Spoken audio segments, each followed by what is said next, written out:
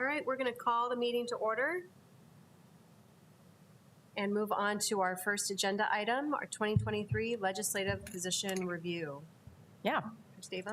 Yep, so we've got a couple of things that we'll go over this afternoon, and just as a refresher for everybody, this is heading into the legislative season now where we start to get our district legislative platform finalized for the things that we want to present as priorities as we meet with legislators and have our legislative breakfast in December. And then as part of that, as we kind of look at the lay of the land with our related organizations, we take a look at some of the resolutions that we know will be moving forward for other groups that we're affiliated with so that we can line up as much as possible. Or in the case today of our ASBSD review, if there are things that we want to recommend when delegates meet and go over this document, we can weigh in on those things as well. So Todd, would you just remind us kind of what our options are as we review the document in terms of how we can make a recommendation to ASBSD? Yeah, if you look at item number 4 on the agenda, which says if necessary, that language is right out of their guidance, which is if you want to, the board would need to vote ahead of the meeting. That's why we have it on this, because we don't have a meeting in the meantime before it's due. I mean, to create, amend, or eliminate a proposed ASBSD resolution. You've been out there before, some of you, Cynthia for sure. I don't know if there's a lot of give and take and just general commentary and trying to, but there are some items here we don't really think should pass. So maybe we, at the end of the day, before we get out of here, we will have you, so we have an actual motion that we can send to them and tell them why. But, so we're going to start with the draft of our legislative platform, and we have this scheduled right now for actual board action in December. And we could do it at our November 14th meeting as well. We just have it slated for action. So there's no action on our platform today. This is just discussion purposes. So we have a couple of things that's front and back, and some of this is very repetitive from last year, but moved along a little bit. So we're going to start with the juvenile justice position. Last year, this was also a standing position. And one of the things that happened during the session was it got the attention of our legislators, because this isn't just a Sioux Falls issue. This is also a statewide focus. So much so that the legislature went into a summer study, and that summer study was a group that then kind of subdivided into 3 areas. And then I'm assuming they'll probably bring some things forward during the session, but they looked at everything from truancy to possible program changes that might help students stay in school, to the criminal juvenile justice angle, students who have some significant juvenile delinquency type events in their lives, and what programming. Diversion has been a main area of focus. And what does successful diversion look like? How is that funded? What's the funding mechanism that drives dollars to the different areas of our state? And then how does that kind of work over time for successfully helping kids get back on track? So all of those things were discussed. And so what we wanted to do is keep that momentum going and make sure that we give that attention depending on what comes up. So that first paragraph is really the same pretty much as last year. And then we just revised the section that talks about the summer study that was conducted and advocating for the things that I just mentioned, including the needs that may come forward from some of our other partners in terms of the existing facilities. I know there's some work that our county partners are hoping to have done on the actual facilities that house students who are being detained, as well as just focusing on this as a statewide initiative. So any comments, questions, or discussion on that first area, and then we'll move to the next one. No, I think this is obviously a very important area, and I was glad to see some traction on it last year because it has been over 5 years since the changes came about, so it's a good time to take that study and heart. And I do believe that the funding just mechanism itself needs to be reevaluated, how it's funded, because right now you basically self-analyze yourself. You'd make your own parameters of what's successful and what's not successful. There's no state standard. And then you tell them you're successful or not. And then the people who have said they've been successful in the past get the money right away. And even though they might not be as successful, somebody has different standards. And it makes it hard for this process to be changed at this point. Just for clarity for everybody, there's an incentivized mechanism right now in the funding distribution. So successful diversion as defined maybe differently by different areas then draws dollars for that.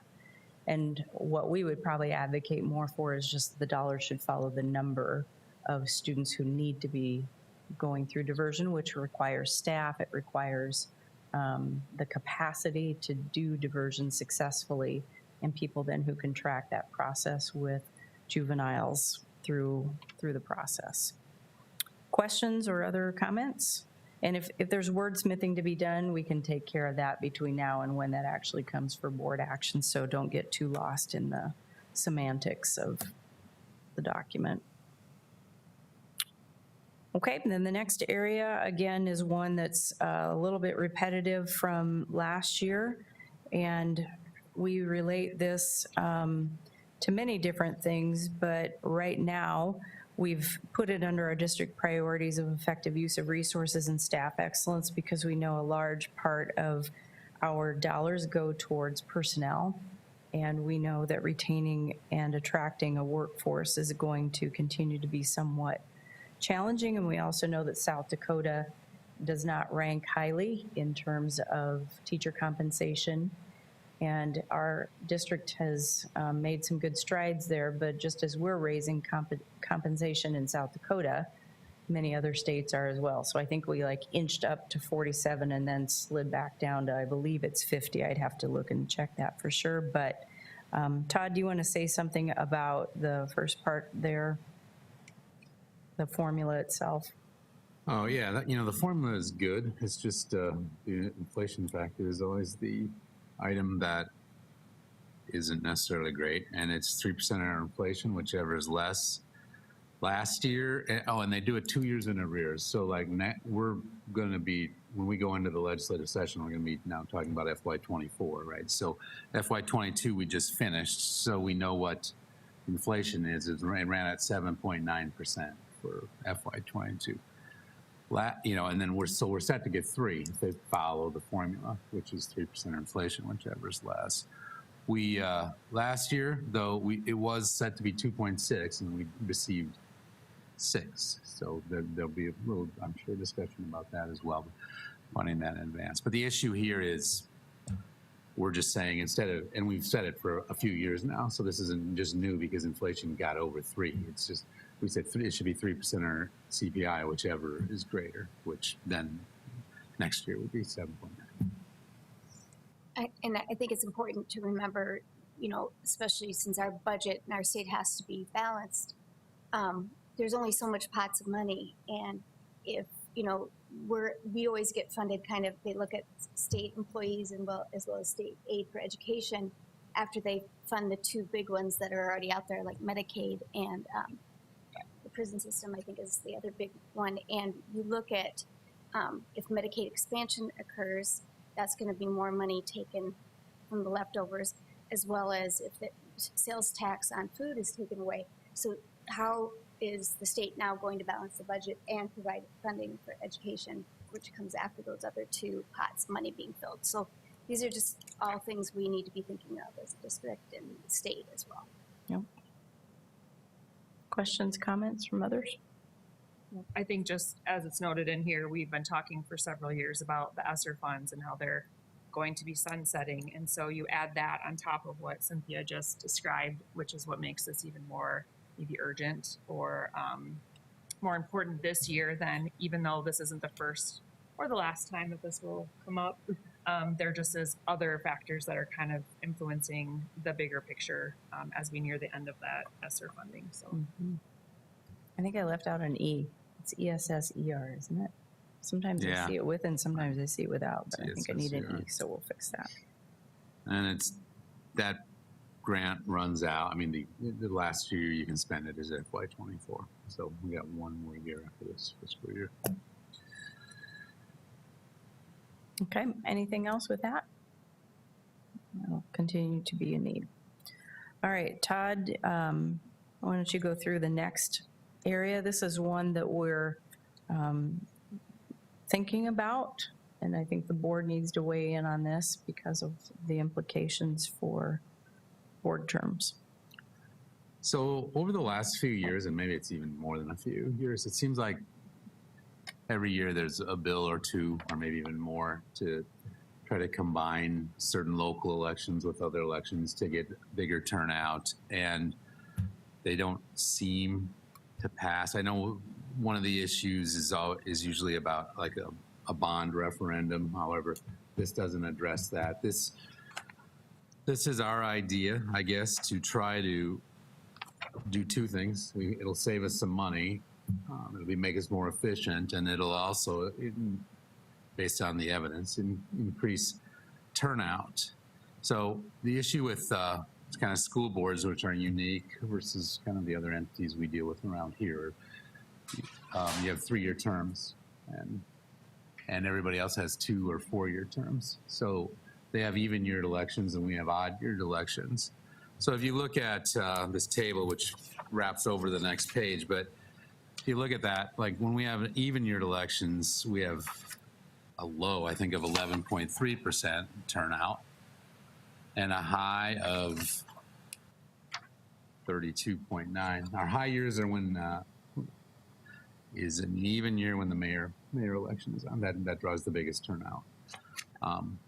So then if you look at our odd year elections, we had a low of 3.7. We had another 3.9. We had a high one of 14.9, but no offense to the school board, but most of the people, I believe, showed up to vote on whether we started before or after Labor Day in school that year. That was combined with that election. So if you go through all those and look at the averages, if you take out the count, in 2020, our election with the city was combined with the county. So we had all 3 elections for people to show up. So if you take that one out and you take out the odd one where we had, which was in an odd year, which was with the Labor Day vote for school starts, you see the average is 22.3 for the city if you exclude 2020, or for when we combine with the city, and it's 4.2% if you don't include the Labor Day vote. So you can, by just saying we want our terms to end in even years and no odd year terms, you can get 5 times the voter turnout on average. In some years it'll be a little bit higher when the mayor's involved. When the mayor election on, it'll be a little low, but it'll almost always be higher than what we're used to in the last 10 years. So what we're saying here is if a school board wants to, and they don't have to, but if a school board wants to, they'd be able to, at their first year of the meeting, say we want to switch to 4-year terms. And then the transition for that would just be after that period of time, in your even numbered years, there'd be 4-year terms, and in an odd year, it would be a 3, and then it would become an even year, and then it would become a 4. So you'd eventually get there. And we only have one person in a 1-year term, or in an odd year election, but I think so, right. So some districts have 9 board members, so they'd have probably 3 and 3. But so at one point, then we'd get to 3 would be up, and 2 would be up. Is how it would be going forward if we went this way, if it passed and we went this way. So that's our proposal. It would also then, by doing that, we would have 1 less election every 2 years, which costs about $40,000 or $50,000, depending on, it'd probably be closer to 50 now to run an election. So it'd save us $50,000 every couple of years. Which is great. And that's what I was going to clarify, is that when we ran our own elections, usually it cost us less than what we paid the county and city to run it. But since we'll be eliminating having one every year, that's where our cost savings will. Yeah, we'd just probably work something out when we just continue to pay what we paid plus whatever inflation is for them, because we do run our election cheaper than they do. But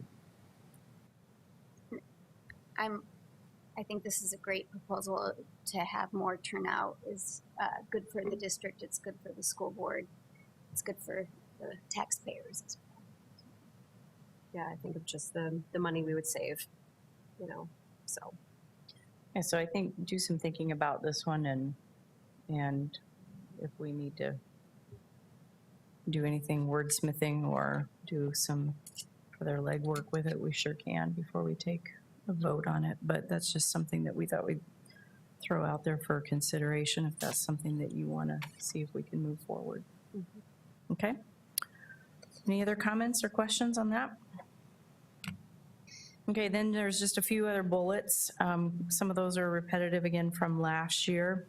One of the things that's been bantered out about just a little bit is moving the dropout age from 18 to 16. So that's one thing we could include on here and cover at our legislative breakfast. Early childhood education we've had on there before.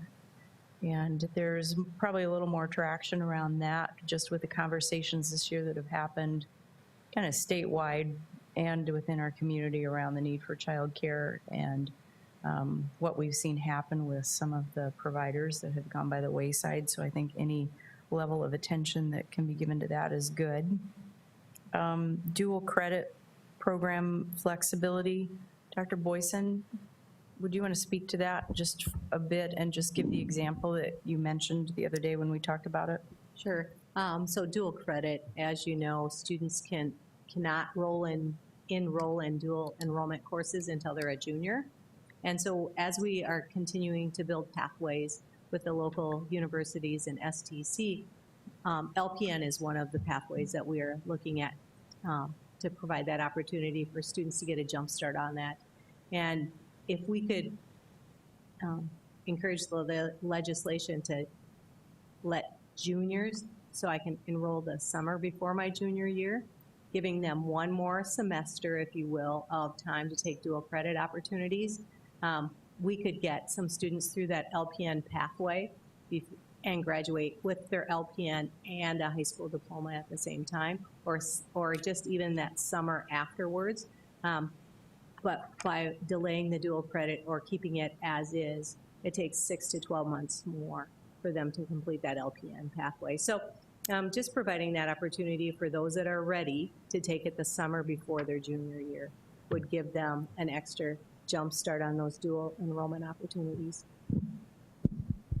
So we think about impact on workforce, and we think about it in terms of hospitals largely, but I was just speaking with some of our partners in healthcare yesterday, and we know it's nursing homes and other places that require medical personnel. And so it's a need everywhere, I think, from school nurses on out to the wide, wide world.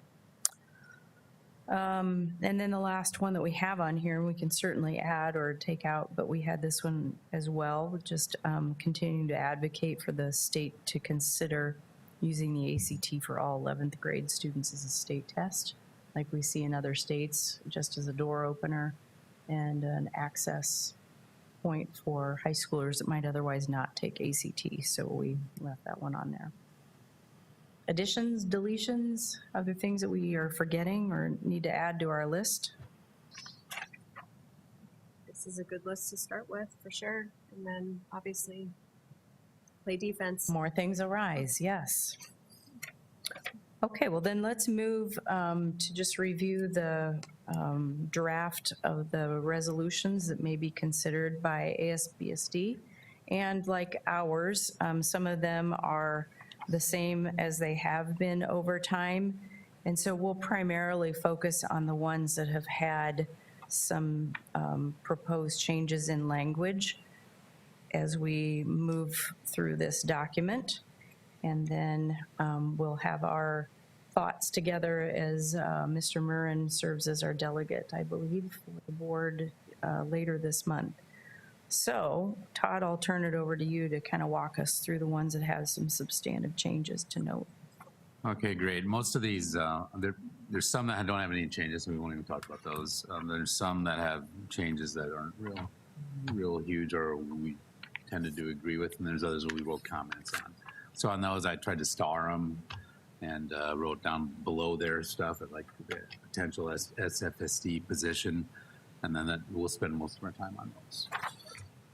So we're looking at the first item that has any change is that item A3. A for everybody is achievement and equity. And then their third resolution, they have a change there. We didn't have any comments on that. So if it's okay, you can just stop me if there's something that I'm just glancing over if you want to talk about it. For school employee compensation, they're proposing deletion because I think it's covered somewhere else. Don't really have an issue with that. Then they have one on state testing requirements. It's about opposing legislation that would exempt any student in a public, private, or homeschool from state assessments. Don't really have an issue with that. So don't really have a comment to talk about on that one. And then and that rolls over to the next page. And then below that is content standards, and I have those kind of 3 stars off to the side of that. That means a reminder that I want to stop and talk about that one. So I'm not really the expert on this one, so I'll probably turn it over to Dr. Staven. But you can see our proposed position to you is to submit it saying do not adopt the position. Right. The short description of that is that we believe existing statute covers things the way it should be. The Secretary of Education is charged with developing a standard cycle of standards review, which is then sent to the State Board of Ed standards for approval, which we believe is the correct way that allows school districts to have a predictable cycle. Many school districts base their cycle of review for curriculum off of that predictable cycle. And so the proposal in here to us wouldn't be a change that we would want to see from existing statute. Questions or comments about that? But that's the simple way of. Yeah, I think the piece in there that has some teeth and is important is the Department of Education to conduct a review with collaboration from South Dakota educators and other appropriate professionals. Just that inclusiveness that we have the people and the resources here, and that the Department of Education kind of helps facilitate that collaboration is an important component. Right, which would be the process now. And so that would be what we would want to retain. The proposal is that would move that to be kind of the reverse process. And that's not what we would want to see. Exactly. Yep. Other comments, questions about that one? So the next page is B. It's start of B anyway. It's local governance. The first one they've just changed the rationale basically to update it because it's talking about a bill and they want to start talking about a law. That makes sense. Then they have item 2 is on school finances, and it's just a real basic comment, no changes. Item 3, no changes. Item 4 is just adding savings account or voucher program about diverting dollars to fund non-public education. So that seems okay. There's one, 5 is the private school scholarship program, no change. 6 is symbols and events, no change. 7 is decision-making regarding transgender legislation. Minor change in the resolution. The rationale is quite a bit more about getting off of talking about 2016 and whatnot, but the change to the resolution is just changing the association's former policy to policy. So there's no great change there as well. So we didn't have a comment on that. 8 is legal and financial protection. for compliance with the law, just cites another statute in there in the rationale. So no big deal there.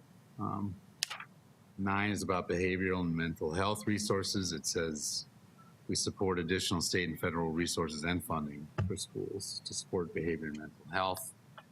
Kind of talked about that a little bit already in one of our items that we're going to bring forward.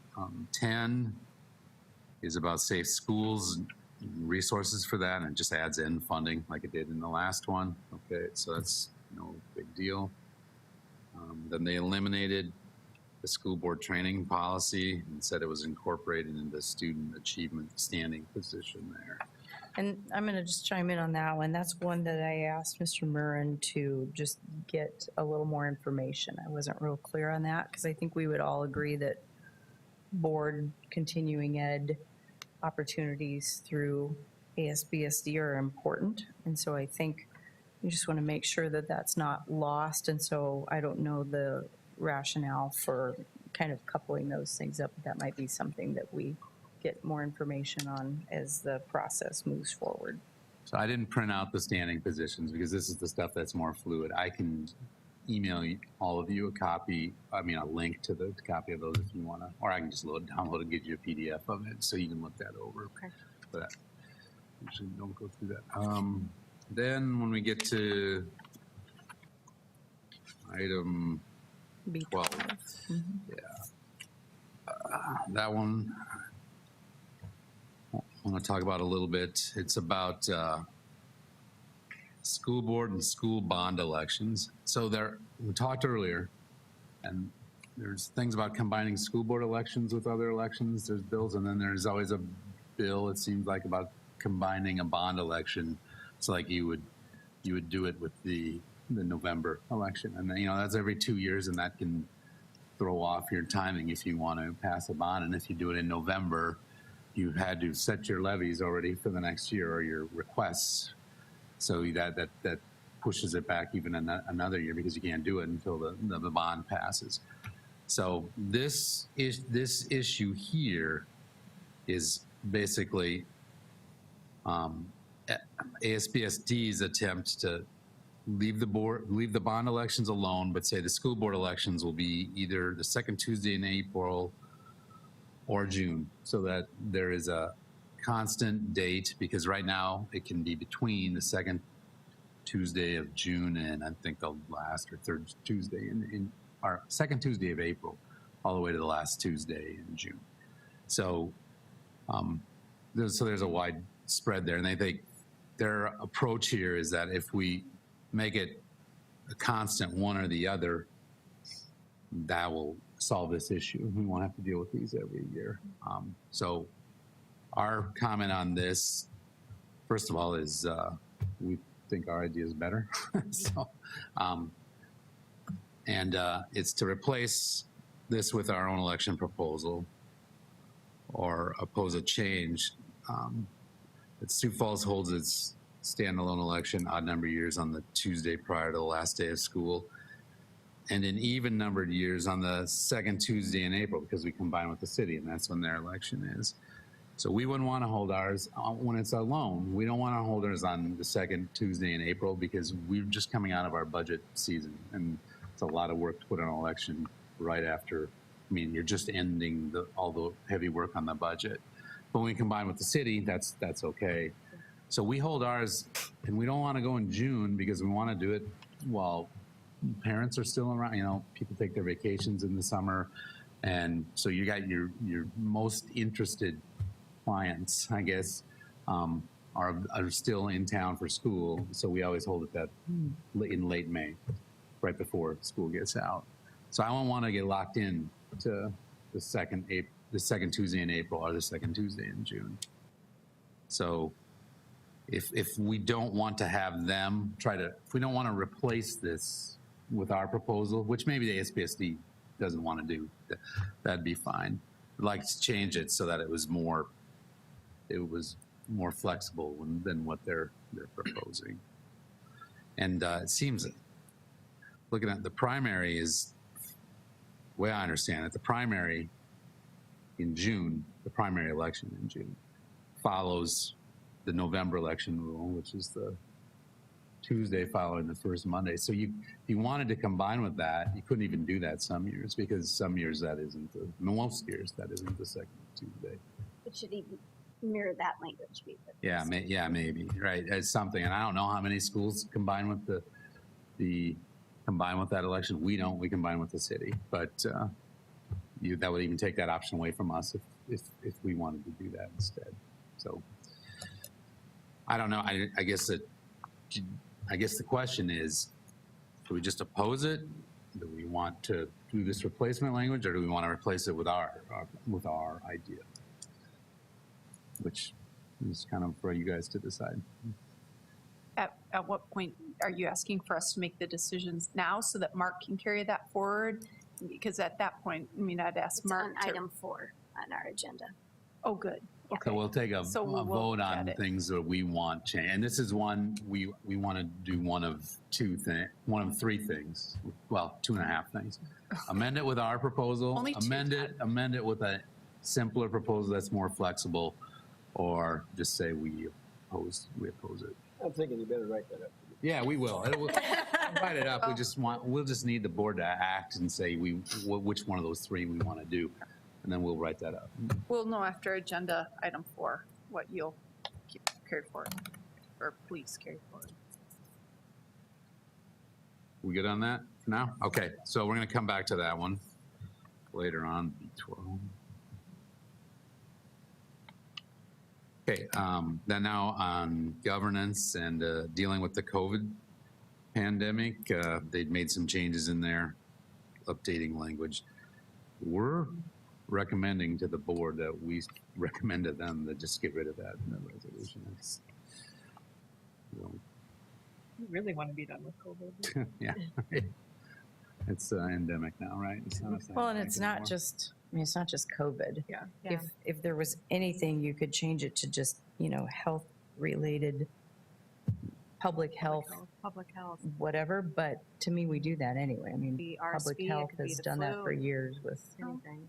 yeah. Polio, for that matter. So I just thought it's somewhat unnecessary. So again, maybe, I don't know, either more information or just, I didn't understand why it was necessary to, particularly adding that detail rather than taking it out, which is what we've kind of been doing. So we'll consider that too on item 4. It's not a big deal, but Yeah, maybe we just go out there and vote no. I mean, we don't have to make a big deal out of everything. Whatever you guys feel. The next one is no change, school immunizations. And then item 15 and B is state-operated website for notices or meeting information posting. I don't quite get what they're doing there with their amendments. Last year, they passed a bill saying that the newspaper had to put in the bottom of theirs that this has been made available on a website, a free website. They can provide it free, but they also have to send it to a state repository where people can go look at it free.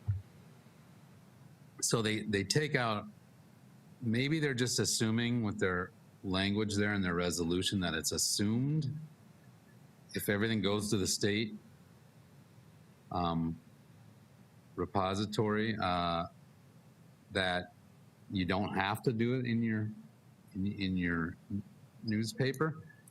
But I'm proposing that, or we're proposing that we change it to read that the resolution reads, ASBSD supports a website hosted and operated by the state of South Dakota on which local governments could post any required notices or meeting information in lieu of any other posting requirements in current state law. I mean, just kind of restoring it close to what it was. And our deal on it is the rationale implies that it might imply it, but they should match. And then just some stats, we included informational stats. It's just related to us. And I don't know what they are for other school districts in the state. But between 2011 and 2021, our legal newspaper dropped its circulation from 40,800 to about 14,300. And over that time, our costs increased from, that same time, our costs had increased from 46.4 to 54.9. And of course, putting it out, we put our minutes and all that stuff on our own website anyway. That obviously is free. I don't know what the state would charge us to operate that. I'm sure it'd be a fairly small amount. But then the traffic on our district website averages about 41,000 unique viewers in a month.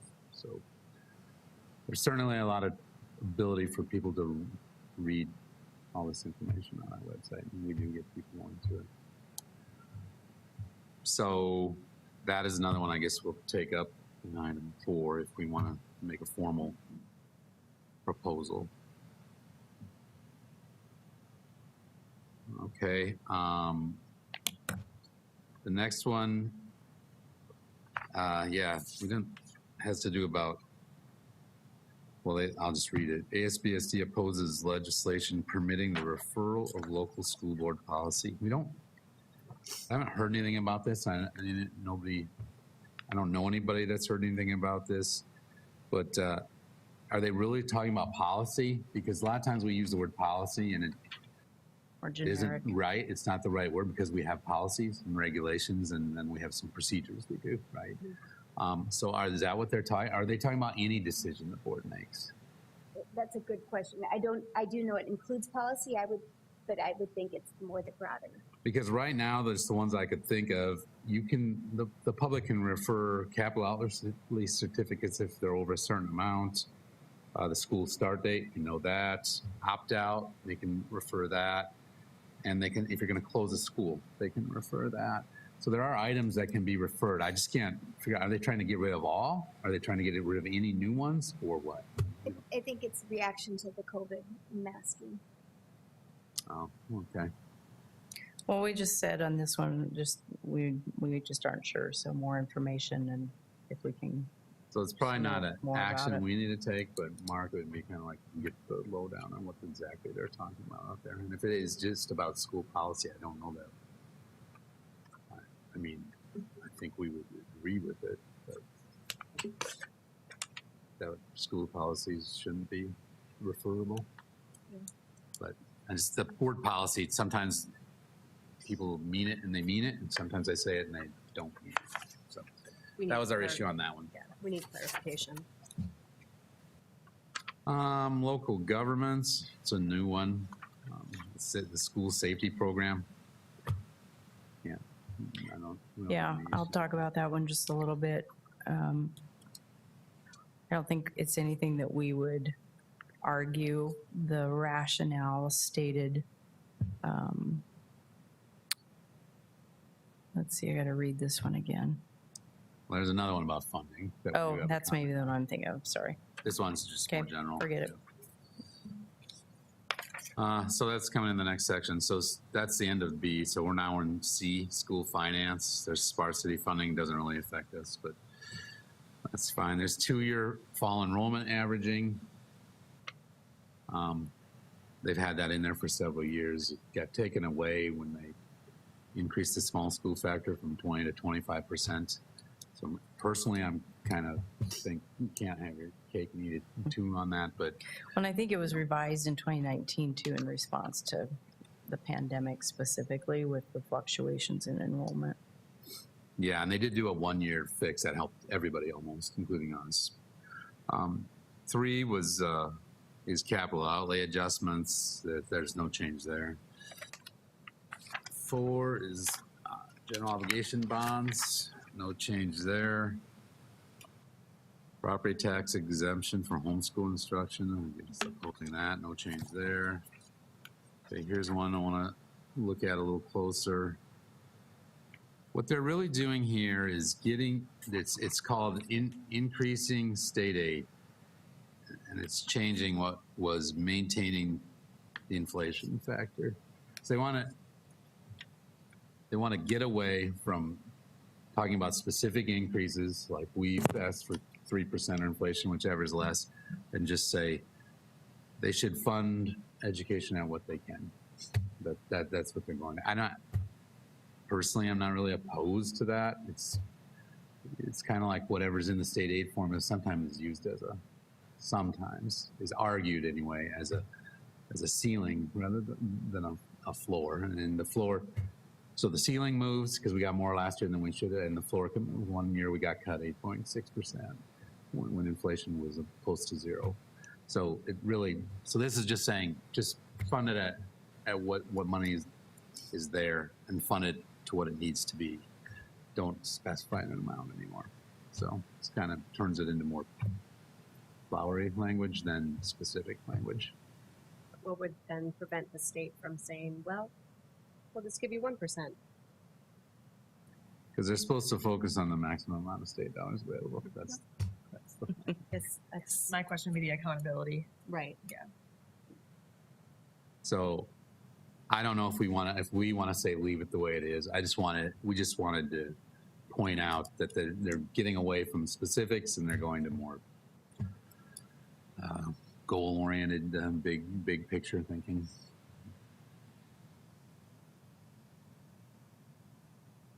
You can think about it. We can bring that one up.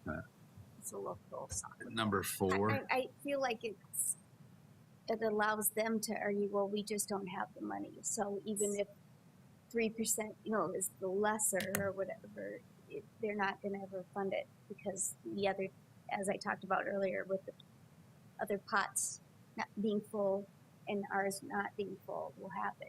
And we'll just say there's not enough for education. I feel like there needs to be some number out there. So there's at least some teeth, to it, so that you can actually say, no, this was not funded at this percent. And it gives us, if we don't get that percent, we can at least explain to our taxpayers if we have to go and do an opt-out or something because of state aid not being fully funded as to what it's supposed to be. Yeah, if I remember right, I think a few years ago, we're the ones that actually got in the language in here, 3% inflation, whichever is less. Well, Whichever's more. I mean, More. replacing I it would say, less. what? Yeah. You think about the last couple of years where we've had such a surplus as well. And so how do you come back and say there was no money in the budget when you're shoving all of this money for the rainy day To fund, reserves, yeah. And so how do you rationalize that in being able to say there wasn't any money when you put a whole bunch of it away for some other day? But we didn't have we have the numbers now and it's not helping us, but I don't know that not having any numbers would make it any better. I think we should maybe recommend our language. And so all they'd have to do is leave it alone because down in the bottom there, it's the asset. It says to accomplish that, the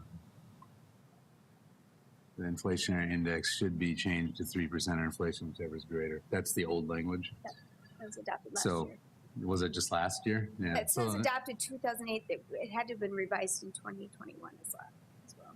This Yeah. seems like it's a budgeting philosophical sort of bill that really doesn't have anything that holds it to it, like, here's what we need, versus like the formula, it gives them direction. This is more of a budgeting philosophical, let's look at the maximum dollars, well, what's maximum mean? And just opens up a broken lines. So we'll vote on that in item 4, and I think I'm hearing that it's just to leave it as it is. Or delete the proposal, or not, just to leave it as it is. I guess we'll have to phrase that right. 7 is accountability waivers, no change there. 8 is protecting school district valuations, no change there. And there's 9, funding for participation of homeschool students in public school interscholastic activities. They didn't change that. 10 is, it's just a really minor change. They're taking, ASB supports the implementation of new target teacher salary accountability targets only if new ongoing funding beyond the annual increase. So they're just taking out of new target and just saying, they just wanted to read, they support the implementation of teacher salary accountability targets only if new ongoing funding beyond the annual increase in state aid. Now, if they get their other one passed next year, they'll have to change this because there won't be a target increase for state aid. They didn't deal with that this year. So I don't really didn't really have a comment on this one, other than just to tell you what it was about. Yeah. I'll talk about the next two. The big picture that we talked about with 11 and 12 is it just is categorical funding, and it gets really narrow. So it's not the concept that we don't support, but, you know, for 11 with the funding for SROs, to me, is pretty narrow. And maybe it's a component of the aid formula for school safety, or it goes back to that other position just about school safety, and it falls within that. And you have so many variables around districts that could or couldn't do that, whereas funding may be used. You might have a district that doesn't yet have security cameras or other school safety mechanisms, or they don't have a local police force but could still do something with school safety. So I think that's just very narrow was some of our thinking. And then same with 12. And I think, I could be wrong, but I think 12 is a result of some of the things that emerged from the summer study looking at alternative paths to graduation, which could include some programmatic components along the lines of CTE or industry certification. So I think well-intended, but not sure that that's a standalone item that we would maybe want to go in that direction. So I think those would be a couple, again, for some more information and just going at it from the bigger picture of that narrow categorical funding isn't something that we've typically supported. Todd, do you want to say anything more about that from the historical perspective? I'd just add that usually we, as a general rule, but maybe not always, we'll try to avoid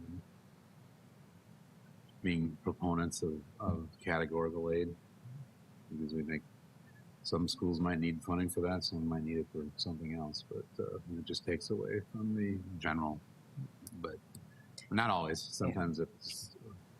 So. And it references grant funding in there. We already have Perkins funding that goes toward CTE kinds of things. So I'm not sure what the thinking is related to kind of coupling those things up together. So anyway. Okay. Okay, on the rest of these, I don't think we have really any strong comments. Maybe just point out this taxation stuff is kind of important, but one is about the commitment to the half penny sales tax rate, especially now. That's going to be a big deal if there's a new expense, significant expense, and B, if there's a loss of revenue, which could happen here in the next 4 months or so. So to not lose that half penny. And that's one.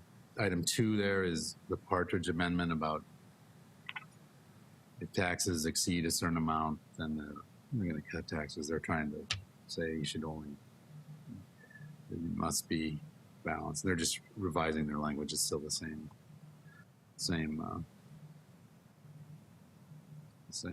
idea. And 3 on tax reduction or repeal. That's a new one. The ASBSD opposes the reduction or repeal of a tax without a new source of revenue being implemented to replace those dollars lost. That's kind of sums up the 2 above it. So they seem to be all okay as far as we're concerned. E is personnel, human resource management. Item 1, no change, and state mandates and federal mandates are on the next page. No changes there. And finally, federal relations, and then some changes there. So, yeah, that's it. Unless you wanted to talk about anything else. No, I think we're okay. In the interest of time, we'll move on. So just a reminder, this is so that you can make decisions as a body for recommendations for our delegate to take to ASB, who then will eventually vote on their own positions. So these aren't our positions. We're just weighing in the way that we think we've been directed to weigh in on as they vote on those. for extreme clarity. Thank you. So I just want to get like a basic motion in order. So B12, we need to look at, B12 was the bond elections. And then theirs was the second day of April or June. So based on the discussion, do you want to replace with ours? Do you want it to be the motion that, or do you want it to be just leave it as it's currently written? Well, do we need to open for public comment first? Oh, yeah, I'm sorry. Well, no, they got to sign up. Nobody signed up. Okay. Okay. Well, I would open it for a motion to propose our language to replace B12. So moved. Second. All those in favor signify by saying aye. Aye. Opposed, same sign. All right, that passes. Okay, B13.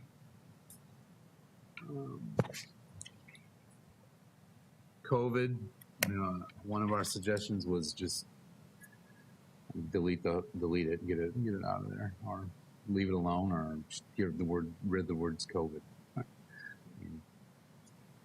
I think it's either ignore it or eliminate it.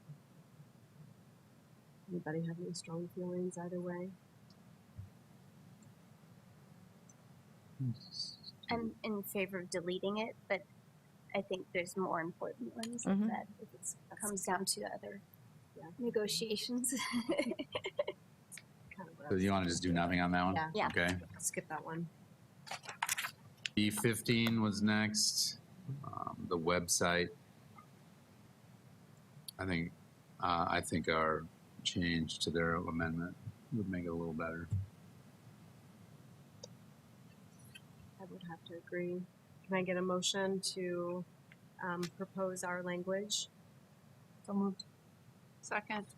All those in favor signify by saying aye. Aye. Opposed, same sign. Okay, then we're on to C6.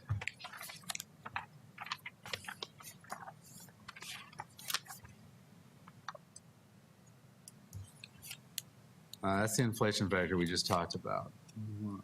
I guess it would probably be either leave it alone. I'd revert to the 2021 thing because see, they just have adopted 2018, so I would hate for them to not include the language that was changed in 2021, which it is included in there, but just to make sure that, and say just revert to the 2021 language.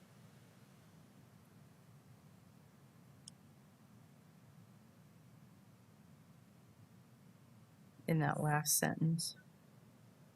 Probably the whole thing. Of the first The whole of the thing, resolution, yeah, The whole first paragraph reverting.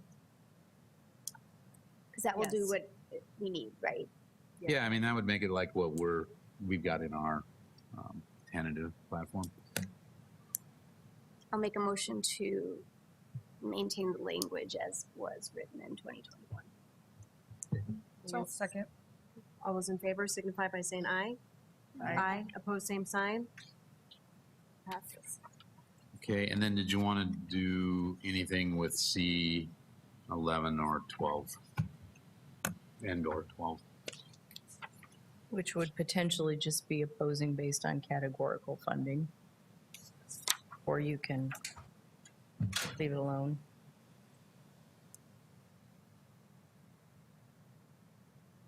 Any thoughts? I feel strongly one way or the other, but I can see where you're coming from, where especially like school safety. There's a lot of small communities in South Dakota that don't have a regular, I mean, they maybe don't even have enough of a police force to support their community, let alone somebody that they could dedicate to their school. So is that fair that they wouldn't receive the funding that could potentially make their district safer just because they don't have that person? That narrow piece. Yeah, and so I guess I feel like I would probably oppose them categorically and just say we would prefer that they were, like you said, not so narrow and maybe more of a broad definition of school General safety. factor that or- might be added yeah. to the formula Yeah. or some other mechanism. Yeah, that would be my thought. are you making a motion? Yes, so moved. Okay. All right, all those in favor signify by saying aye. Aye. Opposed, same sign. And that's for both of those, right? Yep. 11 and Yeah. 12. All right, that was what I wrote down that we were still in Okay, doubt. so we'll do a summary of that to then send with our delegates so that it's in a good, clear format. Not that we can't remember all Mark is that. going to do a great job representing our best interests. Just stay up here. We have full faith, full faith. Okay, Okay, all right. thank you. Anything else for the good of the order? Does the board have any preference on when we bring our platform back to the board for approval? Do you want me to just do that at our next regular meeting or leave it where it's slated in December, or do you have any? One of the things we looked at was that December meeting, if there was a question, if that was one I think we've got a few things that still need to go on there, but we were just looking at The first meeting, agendas ahead of time. first meeting in December? Mhm. I think it'd be better because isn't the first meeting after our legislative breakfast? So maybe we should do it. Yeah, we could leave it there. Mhm. So the November would be Yeah. my preference. Okay, so move it to the 14th. Yep. Okay, or Please. May 14th. We are in November. Yeah, like our next regular meeting. Yes.